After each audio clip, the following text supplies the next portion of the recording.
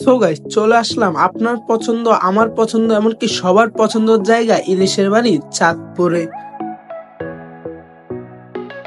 বাইরে ভাই, সকালে ঘুম থেকে উঠে আমি চলে আসলাম হাজীগঞ্জ স্টেশনে সকল বন্ধুরা মিলে। তিন নদীর মোহনে হচ্ছে চাঁদপুর, ডাকাতিয়া, পদ্মা, মেঘনা। প্রতি বছর তিন নদী মোহনায় ধরা দেয় অসংখ্য ইলিশ। সেখানে গড়ে উঠেছে দেশের বৃহত্তম বাজার। আপনারা চাইলে পরিবারের আত্মীয় স্বজন কিংবা বন্ধু বান্ধবকে নিয়ে ডে ট্যুর করতে পারেন, যেমনটা আমরা করছি বন্ধু বান্ধবরা সবাই মিলে আজকের ডে ট্যুরটা। আজকে আমাদের যাত্রা শুরু হয় হাজীগঞ্জ স্টেশন থেকে। তো এখন আমরা সকল বন্ধুরা কিন্তু চলে এসেছি হাজীগঞ্জ স্টেশনে। তো এখন আমরা আছি ট্রেনের অপেক্ষায়, কখন যে ট্রেন আসবে আর কখন যে আমরা ইলিশের বাড়ি চাঁদপুরে যাব তার অপেক্ষায়। কিছুক্ষণ অপেক্ষা করার পর নির্দিষ্ট সময় কিন্তু চলে এসেছে ট্রেন। তো এই যে ট্রেন চলে এসেছে, তো এখন আমরা আর কি সবাই ট্রেনে করে আর কি যাবো। তো আজকে যাত্রাটাই হচ্ছে আমাদের ট্রেনে দিয়ে। তো চলুন যাওয়া যাক।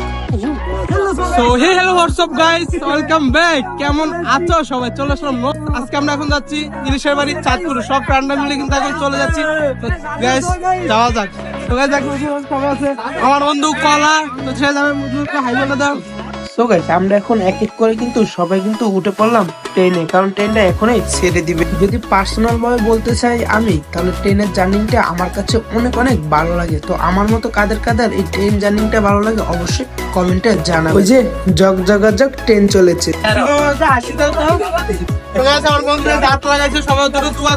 ট্রেনে তো চলার পথে যদি চাল চানাচুর বাদাম যদি কেউই না খায়, তাহলে হয়তো কেউই এটার আনন্দ পাবে না, কারণ ট্রেনে চাল চানাচুর খাওয়ার ফিলিংস হচ্ছে অন্যরকম। তো আমরা এখন দেখতে দেখতে প্রায় এখন চলে এসেছি চাঁদপুর কালীবাড়িতে। তো কালীবাড়িতে এখন ট্রেনটা কিছুক্ষণ সময় আর কি থামবে, তারপরে কিন্তু যাবে বর স্টেশনে। এখন আমরা চলে এসেছি চাঁদপুর। এই যে দেখো। তো গাইস এখন আমরা বর স্টেশনে চলে এসেছি। তো এখন আমরা যাবো আর কি বর স্টেশন ওইখানে। তো চলুন যাওয়া যাক। তো এখন আমরা কি সবাই যাবো আর কি তিন নদীর মোহনার ওইদিকে, কারণ বর স্টেশনে ওইটাকে বলে আর কি। তো এখন আমরা ওই বর স্টেশনে আর কি যাব।